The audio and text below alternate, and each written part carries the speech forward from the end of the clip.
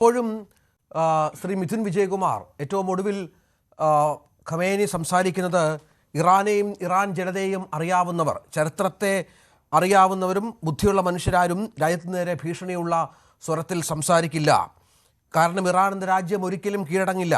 US-ൻ്റെ സൈനിക ഇടപെടലുണ്ടായാൽ അതിന് അപരിഹാര്യമായ തിരിച്ചടി ഉണ്ടാകുമെന്ന് അമേരിക്ക മനസ്സിലാക്കണം. അമേരിക്ക എന്ന ലോകശക്തിയോട് വെല്ലുവിളിക്കുകയാണ് ഇറാൻ എന്ന രാജ്യം. നമുക്കറിയാം, വർഷങ്ങളായി ഈ സാങ്ഷൻസിൻ്റെ ഇടയിൽ കിടന്ന് ജീവിക്കുന്ന, യുദ്ധങ്ങൾ ഒരുപാട് കണ്ട, ഒരുപാട് പോരാട്ടങ്ങളിൽ നാശോന്മുഖമായ ഒരു രാജ്യത്തിന് വീണ്ടും ആത്മവിശ്വാസം പകരുന്ന വാക്കുകളായി ഇതിനെ കാണാം.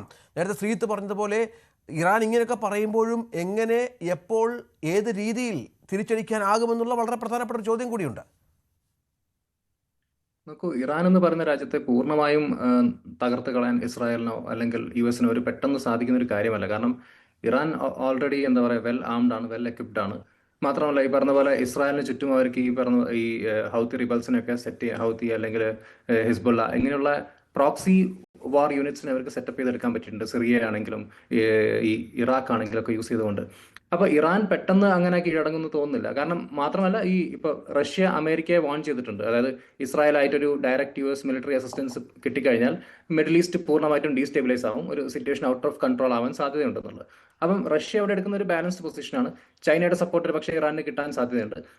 റഷ്യ ഇതിൽ മീഡിയേറ്റ് ചെയ്യാനും നോക്കുന്നുണ്ട്. കാരണം ഒരു പുതിയ ന്യൂക്ലിയർ പാക്ട് കൊണ്ടുവന്ന് അതിന് ഇറാനെ തയ്യാറെടുപ്പിക്കുകയും അതായത് ഈ യുറാനിയം എൻറിച്ച്മെന്റിന്റെ ആ ഒരു എന്താ പറയുക പ്രോസസ്, അതിനെ സിവിൽ ന്യൂക്ലിയർ റിയാക്ടറായി കൺവേർട്ട് ചെയ്യാൻ റഷ്യ സഹായിക്കാം എന്നുള്ള പ്രപ്പോസലൊക്കെ റഷ്യ മുന്നോട്ട് വെക്കുന്നുണ്ട്.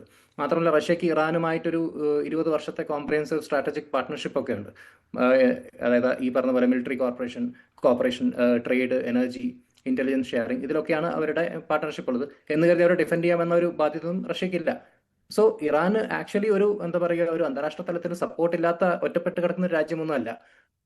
But at the same time അമേരിക്കയുടെ ഒരു പൊസിഷൻ നമ്മൾ നോക്കുകയാണെങ്കിൽ, അമേരിക്ക ഈ പറയുന്ന പോലെ അത്ര നിഷ്കളങ്കമായി ഇറാന്റെ എന്താ പറയുക ന്യൂക്ലിയർ ഫെസിലിറ്റി അല്ലെങ്കിൽ ഇറാൻ ഒരു ന്യൂക്ലിയർ പവർ ആകണമെന്ന് US ആഗ്രഹിച്ചിട്ടില്ല എങ്കിൽ അവർ പണ്ട് ഈ പറഞ്ഞ പോലെ JCPOയിൽ നിന്ന് വിഡ്രോ ചെയ്യില്ലായിരുന്നു. കാരണം അതിലെ ചില സൺസെറ്റ് ക്ലോസസ് ചൂണ്ടിക്കാണിച്ചുകൊണ്ടാണ് വിഡ്രോ ചെയ്യുന്നത്. വേണമെങ്കിൽ അതിൽ ഇംപ്രൂവ്മെന്റ്സ് അന്ന് നെഗോഷിയേറ്റ് ചെയ്യാമായിരുന്നു. IAEA അന്ന് കൺഫേം ചെയ്തിരുന്നു. അതായത് ഇറാന് എൻറിച്ച്മെന്റ് ലിമിറ്റ്സ് ഓണർ ചെയ്യുന്നുണ്ട് എന്ന കാര്യമായിരുന്നു അന്ന് IAEA പറഞ്ഞത്. അപ്പോൾ JCPOയെ സ്റ്റേബിളായി പോവുകയായിരുന്നെങ്കിൽ ഈ റീജിയനിലെ US-ന് ഡോമിനൻസ് ഒരു പക്ഷേ കുറയുമായിരുന്നു. അത് US പെർസ്പെക്റ്റീവ് നമ്മൾ നോക്കുകയാണ്. അതായത് ഇതിനൊരു ഏകപക്ഷീയമായി നമുക്കൊരു ലീനിയർ ആംഗിളിൽ കാണാൻ പറ്റില്ല. കാരണം ഇതിന് ഒരുപാട് ഇഷ്യൂസ് ചുറ്റിപ്പറ്റി കിടക്കുന്നുണ്ട്. അപ്പം ഈ JCPOയിൽ നിന്ന് US വിഡ്രോ ചെയ്തതിനു ശേഷം അത് ടോട്ടലി ആ ഒരു എന്താ പറയുക, ആ ഒരു പാക്ട് ഡെഡായി കിടക്കുകയാണ്. അപ്പോൾ ഇറാൻ എൻറിച്ച്മെന്റ് പ്ലാനുമായി മുന്നോട്ട് പോകാനുള്ളൊരു അവസരം കിട്ടി. ഇപ്പോൾ ഏകദേശം ഒരു ബ്രേക്ക് ഔട്ട് കേപ്പബിലിറ്റി എത്തി നിൽക്കുകയാണ്. അപ്പൊ ആ സമയത്ത് ഈ പറഞ്ഞ പോലെ ഇസ്രായേലിന്റെ സ്റ്റെബിലിറ്റി അത് ബാധിക്കുന്നു. കാരണം ഇസ്രായേലിനെ സംബന്ധിച്ച് അവരുടെ വാർ, അവരുടെ പൊസിഷൻ വളരെ ജസ്റ്റിഫൈഡ് ആണ്. കാരണം ഇവിടെ എന്താ പറയുക, 79 മുതൽക്ക് ഇസ്ലാമിക് റെവല്യൂഷൻ വന്ന ശേഷം ഇറാന്റെ പൊസിഷൻ ഇസ്രായേലിന് നേരെ എന്താണെന്ന് നമുക്കറിയാം. അപ്പം ഒരു ഭാഗത്ത് അവർ പ്രോക്സി വാർ നടത്തുന്നുണ്ട്.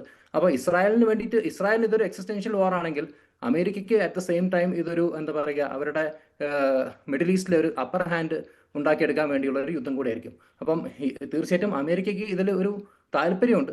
അതുകൊണ്ട് തന്നെയാണ് നേരത്തെ സൂചിപ്പിച്ച പോലെ തന്നെ ട്രംപ് പറഞ്ഞത്, അതായത് ഒരു അൺകണ്ടീഷണൽ സറണ്ടർ ആണ് അവർ ആഗ്രഹിക്കുന്നത്, അല്ലാതെ വേറെ ഒന്നുമല്ല. അപ്പൊ അതിന് ഈ പറഞ്ഞ പോലെ US-ന്റെ മിലിറ്ററി മൂവ്മെന്റ്സ് മാത്രം നമ്മൾ നോക്കിയാൽ മതി. ഈ USS നിമിറ്റ്സിന്റെ മൂവ്മെന്റ്, അത് എന്താ പറയുക, സൗത്ത് ചൈന സീന്ന് വെസ്റ്റിലേക്ക് ഡിസ്പാച്ച് ചെയ്ത് കഴിഞ്ഞു. USS തോമസ് ഹഡ്ന്, അതൊരു ഡിസ്ട്രോയർ ആണ്. ബാലിസ്റ്റിക് മിസൈൽസിനെ ഡിഫെൻഡ് ചെയ്യാൻ പറ്റുന്ന മറ്റൊരു ഷിപ്പാണ്. അത് വെസ്റ്റ് മെഡിറ്ററേനിയൻ സീന്ന് ഈസ്റ്റ് മെഡിറ്ററേനിയനിലേക്ക് സെയിൽ ചെയ്തുകൊണ്ടിരിക്കുകയാണ്. അതുപോലെ തന്നെ USS-ന്റെ കാൾ വിൻസൺ, അത് ഓൾറെഡി അറബിക്കടലിലുണ്ട്, പൊസിഷൻ ചെയ്തിട്ടുണ്ട്. അപ്പോൾ അവർക്ക് ലാൻഡ് ബേസ് ഇല്ലാതെ ഫൈറ്റർ ജെറ്റ്സും മിസൈൽസും ലോഞ്ച് ചെയ്യാൻ US ഒരുങ്ങുന്നു എന്നൊരു സിഗ്നലാണ് ഇപ്പോൾ തന്നുകൊണ്ടിരിക്കുന്നത് ഇറാന്. അപ്പം അമേരിക്കയുടെ പൊസിഷൻ എന്താണ്? അമേരിക്ക ആക്ച്വലി ഇതിൽ ആഗ്രഹിക്കുന്നത് ഇറാൻ എന്ന് പറയുന്ന ഒരു രാജ്യത്തെ സ്ക്വീസ് ചെയ്ത് കഴിഞ്ഞാൽ അവർക്കുണ്ടാവുന്ന മറ്റു പല നേട്ടങ്ങളുണ്ട്. But at the same time ഇസ്രായേലിനെ സംബന്ധിച്ച് ഇത് അവരുടെ ഒരു എക്സിസ്റ്റൻഷ്യൽ ക്രൈസിസ് തന്നെയാണ്. കാരണം ഇറാൻ ഒരു ന്യൂക്ലിയർ പവറായി മാറിക്കഴിഞ്ഞാൽ ഇറാനിന് ബേസിക്കലി ഒരു എന്താ പറയുക, ഇതുപോലെ പ്രോക്സി വാർ നടത്തുന്ന സ്വഭാവമുണ്ട്. അതായത് ഈ പറഞ്ഞ പോലെ ടെററിസ്റ്റ് ഗ്രൂപ്പ്സുമായിട്ട് അവർക്ക് ലിങ്ക് ഉണ്ട്. അപ്പം ഒരു ന്യൂക്ലിയർ ടെററിസം ഈ റീജിയനെ ബാധിച്ചേക്കാം എന്നതാണ് ഇസ്രായേലിന്റെ മേജർ കൺസേൺ ഒരു പക്ഷേ. ബട്ട് US-നെ സംബന്ധിച്ച് അവർക്ക് മറ്റു താല്പര്യങ്ങളും ഉണ്ട് എന്നാണ് ഞാൻ മനസ്സിലാക്കുന്നത്. ലക്ഷ്മൺ, ഇവിടെ നമുക്കറിയാം ഇറാന്റെ